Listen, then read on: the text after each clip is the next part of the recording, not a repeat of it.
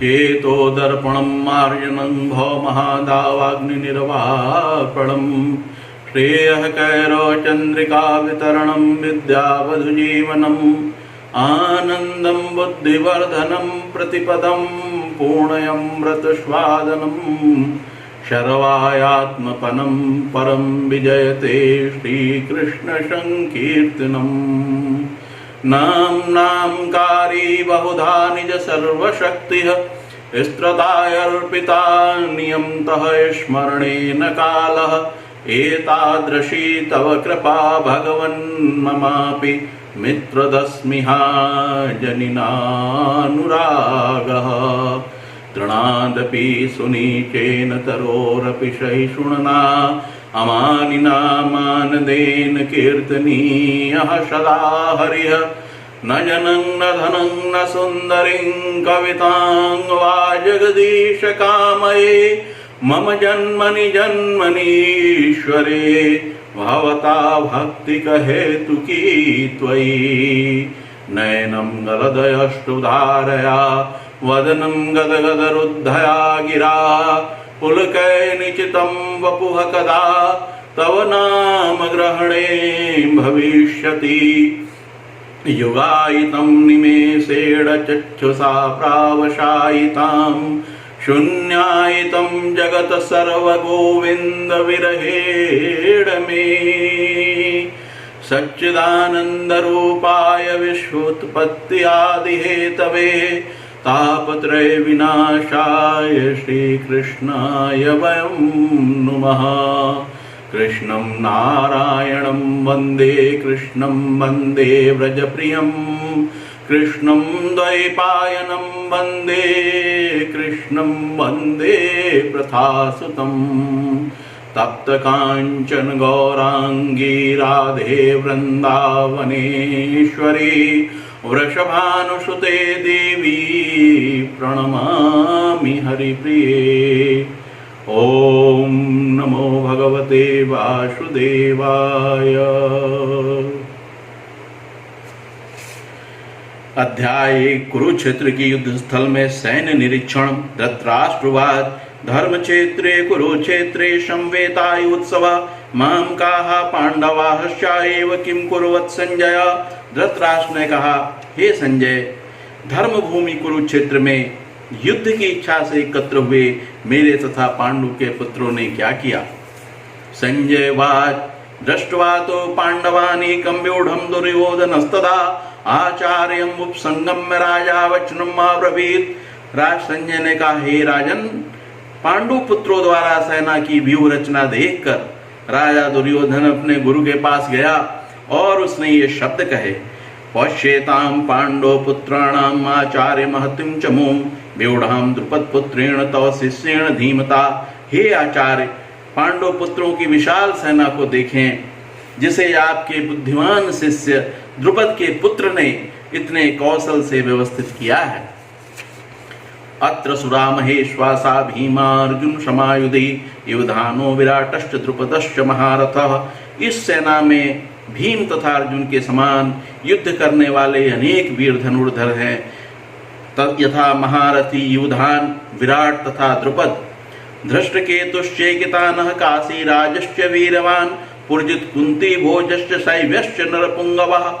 इनके साथ ही धृष्टकेतु, चेकितान, काशीराज, पुरजित, कुंती भोज तथा शैव्य जैसे महान शक्तिशाली योद्धा भी हैं। युधामन्युश्च विक्रांत उत्तमौजाश्च वीरवान सौभद्रो द्रौपदेयाश्च सर्वैव महारथाः। पराक्रमी युधामन्यु, अत्यंत शक्तिशाली उत्तमौजा, सुभद्रा का पुत्र तथा द्रौपदी के पुत्र, ये सभी महारथी हैं।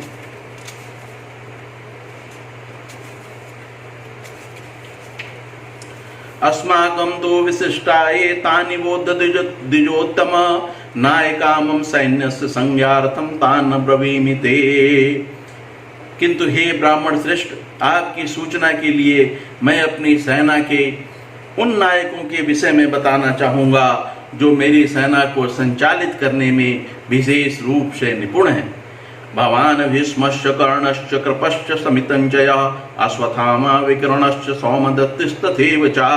मेरी सेना में स्वयं आप, भीष्म, कर्ण, कृपाचार्य, अश्वत्थामा, विकर्ण तथा सोमदत्त का पुत्र भूरिशर्वा आदि हैं, जो युद्ध में सदैव विजयी रहे हैं।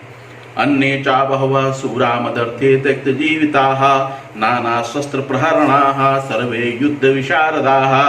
ऐसे अन्य अनेक वीर भी हैं जो मेरे लिए अपना जीवन त्याग करने के लिए उद्यत हैं। वे विविध प्रकार के हथियारों से सुसज्जित हैं और युद्ध विद्या में निपुण हैं। अपर्याप्तं तदस्माकं बलं भीष्म विरक्षितम् अपर्याप्तं तो इदम् एतेषां बलं भीम अविरक्षितम्। हमारी शक्ति अपरिमेय है और हम सब पितामह द्वारा भली भांति संरक्षित हैं, जबकि पांडवों की शक्ति भीम द्वारा भली भांति संरक्षित होकर भी सीमित है। अयनेषु च सर्वेषु यथा भागम् अवस्थिताः भीष्म एव अविरचन्तु भवन्तः सर्व एव हि। अतएव सैन्य व्यूह में अपने अपने मोर्चों पर खड़े रहकर आप सभी भीष्म पितामह की पूरी पूरी सहायता दें। तस्य संजनयन हर्ष कुरु वृद्धा पितामह सिंहनादं विनद उच्चैः शंखं दद्मौ प्रतापवान। तब कुरुक्षेत्र के वयोवृद्ध परम प्रतापी एवं वृद्ध पितामह ने सिंह गर्जना की सी ध्वनि करने वाले अपने शंख को उच्च स्वर से बजाया, जिससे दुर्योधन को हर्ष हुआ। तथा शंखाश्च भैर्यश्च पणवानक भूमुखाः सहसा एव अभयनन्त स शब्दस्तुमुलो अभवत्। तत्पश्चात शंख, नगाड़े, बिगुल, तुरही तथा सिंह सहसा एक साथ बज उठे। वह संवेद स्वर अत्यंत कोलाहल पूर्ण था। ततः श्वेते हये युक्ते महती शयन्दने स्तुतौ माधवः पांडवश्च एव दिव्यो शंखो प्रदधत्मौ। दूसरी ओर से श्वेत घोड़ों द्वारा खींचे जाने वाले विशाल रथ पर आसीन कृष्ण तथा अर्जुन ने अपने अपने दिव्य शंख बजाए। पांचजन्यम ऋषिकेशो देवदत्तं धनंजयः पौंड्रम ददमौ महाशंखं भीमकर्मावृकोदरः। भगवान कृष्ण ने अपना पांचजन्य शंख बजाया। अर्जुन ने देवदत्त शंख तथा अतिभोजी एवं अतिमानवीय कार्य करने वाले भीम ने पौंड्र नामक भयंकर शंख बजाया। अनंत विजयम राजा कुंती पुत्रो युधिष्ठिरः नकुलः सहदेवश्च सुघौ समणिपुष्पकौ काश्यश्च परमेश्वासः शिखण्डी च महारथः धृष्टद्युम्नो विराटश्च सात्यकिश्चापराजितः द्रुपदो द्रौपदेयाश्च सर्वशः पृथ्वीपते सौभद्रश्च महाबाहुः शंखान् दध्मौ पृथक पृथक। हे राजन, कुंती पुत्र राजा युधिष्ठिर ने अपना अनंत विजय नामक शंख बजाया तथा नकुल और सहदेव ने सुघोष और मणिपुष्पक शंख बजाए। महान धनुर्धर काशीराज, परम योद्धा शिखंडी, धृष्टद्युम्न, विराट, अजेय सात्यकी, द्रुपद, द्रौपदी के पुत्र तथा सुभद्रा के महाबाहु पुत्र आदि सबों ने अपने अपने शंख बजाए। सघोषो धृतराष्ट्राणाम हृदयानि वैदारयत् अवश्य पृथ्वीं चैव तुमलो अभ्युनुनादयन्। इन विभिन्न शंखों की ध्वनि कोलाहल पूर्ण बन गई, जो आकाश तथा पृथ्वी को शब्दायमान करती हुई धृतराष्ट्र के पुत्रों के हृदयों को विदीर्ण करने लगी। अथ व्यवस्थितान् दृष्ट्वा धृतराष्ट्रान् कपिध्वजः प्रवत्ते शस्त्र संपाते धनुरुद्यम्य पांडवः ऋषिकेशं तदा वाक्यम् इदम् आह महीपते। उस समय हनुमान से अंकित ध्वजा लगे रथ पर आसीन पांडु पुत्र अर्जुन अपना धनुष उठाकर तीर चलाने के लिए उद्यत हुआ। हे राजन, धृतराष्ट्र के पुत्रों को व्यूह में खड़ा देखकर अर्जुन ने श्री कृष्ण से ये वचन कहे। अर्जुनवाच सेनयोः उभयो मध्ये रथं स्थापम्य अच्युता यावत् एतान् निरीक्षेऽहं योद्धुं कामान् अवस्थितान् कैर्मया सह योद्धम् अवयमस्मिन् रणसमुद्यमे। अर्जुन ने कहा, हे अच्युत, कृपा करके मेरा रथ दोनों सेनाओं के बीच ले चलें, जिससे मैं यहाँ उपस्थित युद्ध की अभिलाषा रखने वालों को और शस्त्रों की इस महान परीक्षा में जिनसे मुझे युद्ध करना है उन्हें देख सकूं।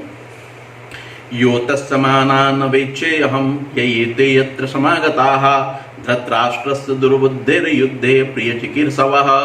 मुझे उन लोगों को देखने दीजिए जो यहाँ पर धृतराष्ट्र के दुर्बुद्धि पुत्र दुर्योधन को प्रसन्न करने की इच्छा से लड़ने के लिए आए हुए हैं। संजय वाच एवं मुक्तो ऋषिकेशो गुडाकेशेन भारत सेनयोः उभयो मध्ये स्थापयित्वा रथोत्तमम्। संजय ने कहा, हे भरतवंशी, अर्जुन द्वारा इस प्रकार संबोधित किए जाने पर भगवान श्री कृष्ण ने दोनों दलों के बीच में उस उत्तम रथ को लाकर खड़ा कर दिया। भीष्म द्रोण प्रमुखतः सर्वेषां च महीक्षिताम् उवाच पार्थ पश्येतान् शमवेतान् कुरुनीति। भीष्म द्रोण तथा विश्व भर के अन्य समस्त राजाओं के सामने भगवान ने कहा, हे पार्थ, यहाँ पर एकत्र सारे पुरजनों को देखो। तत्र पश्यति स्थितान् पार्थः पितॄन्नथ पितामहान् आचार्यान् मातुलान् भातॄन् पुत्रान् पौत्रान् सखिं सखिं तथा ससुरान् सुहृदश्चैव सेनयोः उभयोऽपि। अर्जुन ने वहां पर दोनों पक्ष की सेनाओं के मध्य में अपने चाचा ताऊओं, पितामहों, गुरुओं, मामाओं, भाइयों, पुत्रों, पौत्रों, मित्रों, ससुरों और शुभचिंतकों को भी देखा। तान समीक्ष्य सा कौन्तेय शर्वान् बन्धून्नवस्थितान् कृपया परयाविष्टौ विषीदन्तम् इदं ब्रवीत्। जब कुंती पुत्र अर्जुन ने मित्रों तथा संबंधियों की इन विभिन्न श्रेणियों को देखा तो वह करुणा से अभिभूत हो गया और इस प्रकार बोला। अर्जुनवाच दृष्ट्वा इमं स्वजनं कृष्ण युत्सुं समुपस्थितिं शीदन्तिमं गात्राणि मुखं च परिशुष्यति। अर्जुन ने कहा, हे कृष्ण, इस प्रकार युद्ध की इच्छा रखने वाले अपने मित्रों तथा संबंधियों को अपने समक्ष उपस्थित देखकर मेरे शरीर के अंग कांप रहे हैं और मेरा मुंह सूखा जा रहा है। वे पथुश्च शरीरे मे रोमहर्षश् जायते गांडीवं संस्रते हस्तात् त्वचा एव परिदहते। मेरा सारा शरीर कांप रहा है, मेरे रोंगटे खड़े हो रहे हैं, मेरा गांडीव धनुष मेरे हाथ से सरक रहा है और मेरी त्वचा जल रही है। न चा शक्नोमि अवास्तुतुं भ्रमतीव चा मे मनः निमित्तानि चा पश्यामि विपरीतानि केशव। मैं यहाँ और अधिक खड़ा रहने में असमर्थ हूँ, मैं अपने को भूल रहा हूँ और मेरा सिर चकरा रहा है। हे कृष्ण, मुझे तो केवल अमंगल के कारण दिख रहे हैं। न चाश्रेयो अनुपश्यामि हत्वा स्वजन्माहवे न कांक्षे विजयम कृष्ण न चा राज्यम सुखानि चा। हे कृष्ण, इस युद्ध में अपने ही स्वजनों का वध करने से न तो मुझे कोई अच्छाई दिखती है और न मैं उससे किसी प्रकार की विजय, राज्य या सुख की इच्छा रखता हूँ। किम नो राज्येन गोविंद किम भोगैर्जीवितेन वा ईशामृते कांचितं नो राज्यं भोगाः सुखानि च ताइमेव स्थिता युद्धे प्राणान् त्यक्त्वा धनानि च आचार्याः पितरः पुत्रास्तथैव च पितामहाः मातुलाः श्वशुराः पौत्राः स्यालाः सम्बन्धिनस्तथा एतान् हन्तुम् एतान् न हन्तुम् इच्छामि गतोऽपि मधुसूदन अपि त्रैलोक्यराजस्य हेतोः किं नु मही कृते निहतधर्तराष्ट्रान् का प्रीतिः स्यात् जनार्दनः। हे गोविंद, हमें राज्य सुख अथवा जीवन से क्या लाभ, क्योंकि जिन लोगों के लिए हम उन्हें चाहते हैं वे ही इस युद्ध भूमि में खड़े हैं। हे मधुसूदन, जब गुरुजन, पितृगण, पुत्रगण, पितामह, मामा, ससुर, पौत्रगण, साले तथा अन्य सारे संबंधी अपना अपना धन एवं प्राण देने के लिए तत्पर हैं और मेरे समक्ष खड़े हैं, तो फिर मैं इन सबको क्यों मारना चाहूँगा, भले ही वे मुझे क्यों न मार डालें। हे जीवों के पालक, मैं इन सबों से लड़ने को तैयार नहीं, भले ही बदले में मुझे तीनों लोग क्यों न मिलते हों। इस पृथ्वी की तो बात ही छोड़ दें, भला धृतराष्ट्र के पुत्रों को मारकर हमें कौन सी प्रसन्नता मिलेगी। पापम एव आश्रये तस्मान् हत्वा एतान् आतितायिनः तस्मात् न अर्हा वयं हन्तुं धृतराष्ट्रान् सबान्धवान् स्वजनं हि कथं हत्वा सुखिनः स्याम माधव। यदि हम ऐसे आतताइयों का वध करते हैं तो हम पर पाप चढ़ेगा, अतः यह उचित नहीं होगा कि हम धृतराष्ट्र के पुत्रों तथा उनके मित्रों का वध करें। हे लक्ष्मीपति कृष्ण, इससे हमें क्या लाभ होगा और अपने ही कुटुंबियों को मारकर हम किस प्रकार सुखी हो सकते हैं। यद्यपि एते न पश्यन्ति लोभोपहत चेतसा कुलक्षय कृतं दोषं मित्रद्रोहे च पातकं कथं न गेयम् अस्माभिः पापात् अस्मात् निवर्तितुं कुलक्षय कृतं दोषं प्रपश्यद्भिर्जनार्दन। हे जनार्दन, यद्यपि लोभ से अभिभूत चित्त वाले ये लोग अपने परिवार को मारने या अपने मित्रों से द्रोह करने में कोई दोष नहीं देखते, किंतु हम लोग जो परिवार के विनष्ट करने में अपराध देख सकते हैं, ऐसे पाप कर्मों में क्यों प्रवृत्त हों। कुलक्षये प्रणश्यन्ति कुलधर्माः सनातनाः धर्मे नष्टे कुलम कृतशम अधर्म अभिभवति उत। कुल का नाश होने पर सनातन कुल परंपरा नष्ट हो जाती है और इस तरह शेष कुल भी अधर्म में प्रवृत्त हो जाता है। अधर्म अभिभावात कृष्ण प्रदिशन्ति कुल स्त्रियः स्त्रीषु दुष्टासु आचरणे जायते वर्ण शंकर। हे कृष्ण, जब कुल में अधर्म प्रमुख हो जाता है तो कुल की स्त्रियां दूषित हो जाती हैं और स्त्रीत्व के पतन से हे वृष्णवंशी अवांछित संतानें उत्पन्न होती हैं।